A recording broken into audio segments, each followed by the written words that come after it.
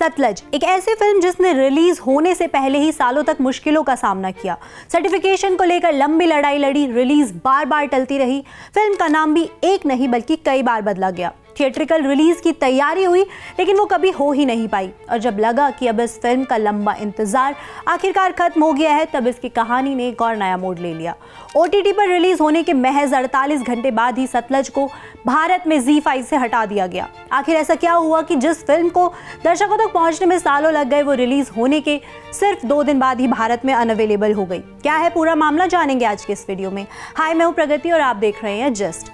3 जुलाई 2026, कई सालों के इंतजार के बाद सतलज फिल्म आखिरकार ZEE5 पर रिलीज हुई। निर्देशक हनी तरहान की इस फिल्म में दिलजीत दोसांझ ने human right activist Jaswant Singh Khalra का किरदार निभाया है।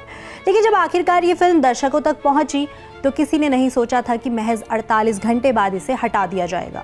ZEE5 ने घोषणा कर दी कि सतलज अब भारत में उपलब्ध नहीं रहेगी। हालांकि दूसरे देशों में ZEE5 ग्लोबल पर फिल्म की स्ट्रीमिंग जारी है। यहीं से इस फिल्म को लेकर एक बार फिर सवाल उठने लगे। लेकिन ऐसा नहीं है कि सतलज पहली बार किसी विवाद या रुकावट का सामना कर रही थी। इसकी कहानी रिलीज होने से बहुत पहले शुरू हो चुकी थी। असल में जिस फिल्म को आज हम सतलज के नाम से जान रहे हैं, उसका सफर इस नाम से शुरू नहीं हुआ था। शुरुआत में इस फिल्म का नाम घल्लूघारा रखा गया था, लेकिन जब 2022 में मेकर्स ने फिल्म को सर्टिफिकेशन के लिए central board of film certification यानी CBFC के पास भेजा, तो यहीं से इसकी मुश्किलें शुरू हो गई। मीडिया रिपोर्ट्स के मुताबिक बोर्ड ने फिल्म में कई बदलाव सुझाए और साथ ही फिल्म का नाम बदलने को भी कहा। इसके बाद घल्लूघारा का नाम बदलकर पंजाब 95 कर दिया गया। लेकिन नाम बदल देने भर से बात नहीं बनी। CBFC ने फिल्म में 127 कट्स और बदलावों का सुझाव दिया। सुझाए गए बदलावों में कई dialogues, references, locations, visual elements और कुछ हिस्टोरिकल मेंशन शामिल थे। मेकर्स का मानना था कि इतने बड़े पैमाने पर बदलाव करने से फिल्म की मूल भावना और कहानी पर असर पड़ेगा। इसलिए उन्होंने इस फैसले को स्वीकार करने की बजाय कानूनी रास्ता चुना और सर्टिफिकेशन से जुड़े आदेश को अदालत में चुनौती दी। इस दौरान फिल्म को एक और झटका लगा। 2023 में इसका premium Toronto international film festival यानी TIFF में होना था, लेकिन आखिरी समय पर उसे भी वापस ले लिया गया। उस समय एंटरटेनमेंट से जुड़ी खबरों की वेबसाइट वैरायटी की एक रिपोर्ट में दावा किया गया था कि इसके पीछे पॉलिटिकल कंसिडरेशन यानी राजनीतिक कारण हो सकते हैं। हालांकि इस पर कोई आधिकारिक पुष्टि नहीं हुई थी। इसके बावजूद मेकर्स ने उम्मीद नहीं छोड़ी। बाद में पंजाब 95 की वर्ल्ड वाइड थिएट्रिकल रिलीज 7 फरवरी 2025 के लिए तय की गई, लेकिन ये तब भी रिलीज नहीं हो सकी और फिल्म सिनेमा घर तक कभी नहीं पहुंच पाई। आखिरकार कई सालों तक चली इस पूरी प्रक्रिया के बाद फिल्म का नाम सतलज रखा गया। साथ ही ये भी तय हुआ कि फिल्म सिनेमा घरों की बजाय सीधे OTT पर रिलीज होगी। 3 जुलाई को सतलज आखिरकार ZEE5 पर रिलीज हो गई। रिलीज के महज 48 घंटे बाद यानी 5 जुलाई को ZEE5 ने एक आधिकारिक बयान जारी किया। प्लेटफॉर्म ने कहा कि मौजूदा परिस्थितियों को देखते हुए सतलज को अगले आदेश तक भारत में उपलब्ध नहीं रखा जाएगा। हालांकि हम पूरी लीगल प्रोसेस के तहत फिल्म को जल्द से जल्द वापस लाने की कोशिश करेंगे। हालांकि ZEE5 ने अपने बयान में कहीं भी ये नहीं बताया कि आखिर वो मौजूदा परिस्थितियां क्या हैं। सतलज सिर्फ भारत में अनअवेलेबल की गई है, जबकि दूसरे देशों में ZEE5 ग्लोबल पर इसकी स्ट्रीमिंग अभी भी जारी है। ये फैसला क्षेत्र विशेष यानी इंडिया कैटलॉग तक सीमित है। अब यहाँ एक सवाल उठता है, आखिर फिल्म में ऐसा क्या था जिसकी वजह से इसकी सर्टिफिकेशन प्रक्रिया इतनी लंबी चली, बार बार बदलाव करने पड़े और रिलीज तक का सफर इतना मुश्किल हो गया। दरअसल Sutlej human right activist Jaswant Singh Khalra के जीवन से प्रेरित फिल्म है। 1990 के दशक में जब पंजाब उग्रवाद और आतंकवाद के दौर से गुजर रहा था, उसी समय खालड़ा ने एक ऐसे मामले की जांच शुरू की जिसने पूरे देश का ध्यान अपनी तरफ खींच लिया। उनका दावा था कि 1984 से 1994 के बीच पंजाब में हजारों ऐसे लोगों का अंतिम संस्कार कर दिया गया जिनकी पहचान कभी सार्वजनिक नहीं की गई। उन्होंने नगर निगमों और शमशान घाटों के रिकॉर्ड खंगालने शुरू किए और कथित तौर पर ऐसे दस्तावेज जुटाए जिनसे पता चलता है कि बड़ी संख्या में अज्ञात शवों का अंतिम संस्कार किया गया था। खालड़ा का आरोप था कि इनमें से कई लोग कथित तौर पर पुलिस हिरासत में लापता हुए थे। उनकी इस जांच ने नेशनल और इंटरनेशनल लेवल्स पर चर्चा छेड़ दी।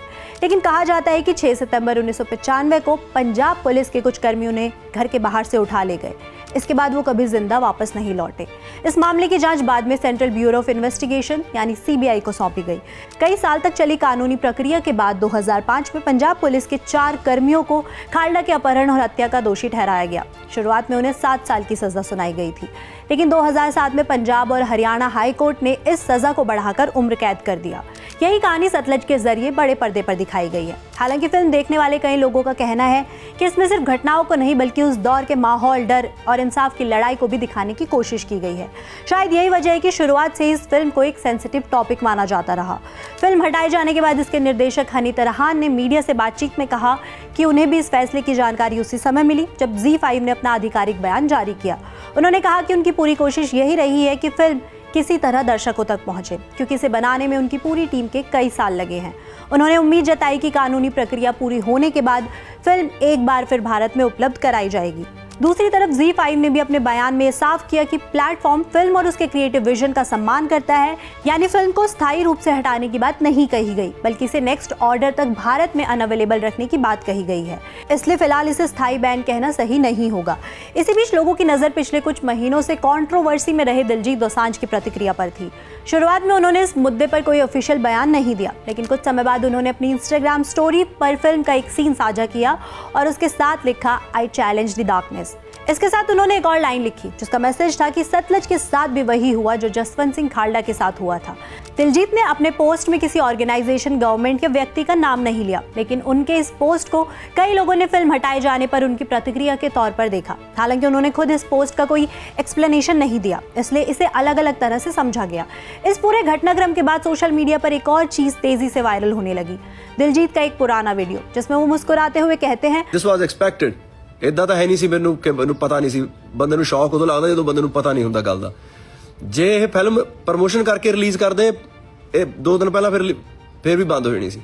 ਸੋ ਇਹੀ ਇੱਕ ਤਰੀਕਾ ਸੀ ਫਿਲਮ ਨੂੰ ਰਿਲੀਜ਼ ਕਰਨ ਦਾ ਕਿ ਬਿਨਾਂ ਦੱਸੇ ਬਸ ਰਿਲੀਜ਼ ਕਰ ਦਿੱਤੀ ਜਾਵੇ।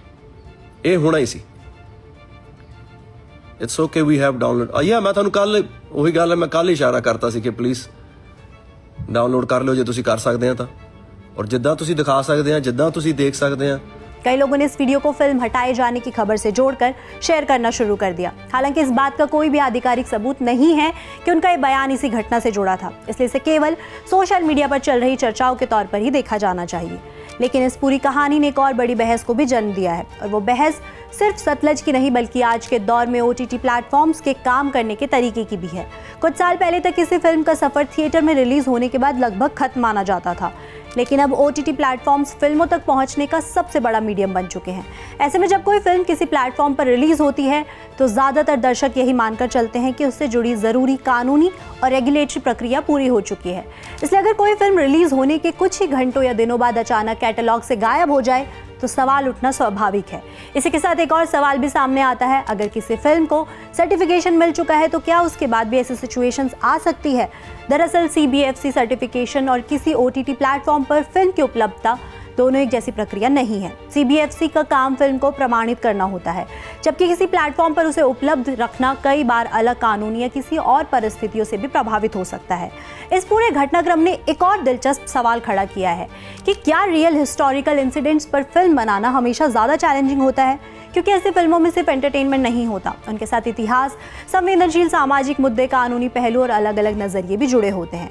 ऐसे में फिल्मकारों के सामने चुनौती सिर्फ एक प्रभावशाली कहानी बनाने की नहीं होती, बल्कि उसे बिना विवाद के दर्शकों तक पहुंचाने की भी होती है।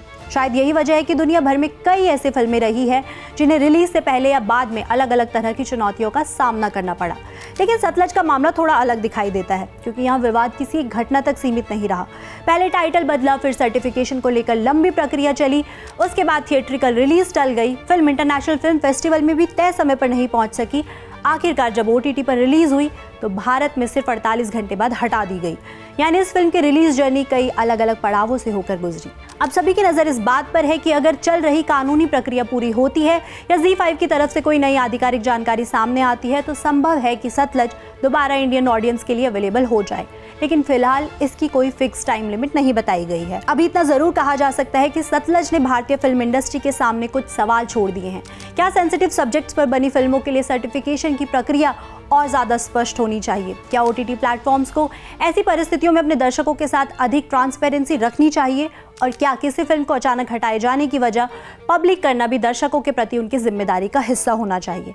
आप इस पूरे मामले को कैसे देखते हैं? अपनी राय हमें कमेंट बॉक्स में ज़रूर बताएं। देश दुनिया और आपसे जुड़ी हर खबर के लिए देखते रहे जस्ट।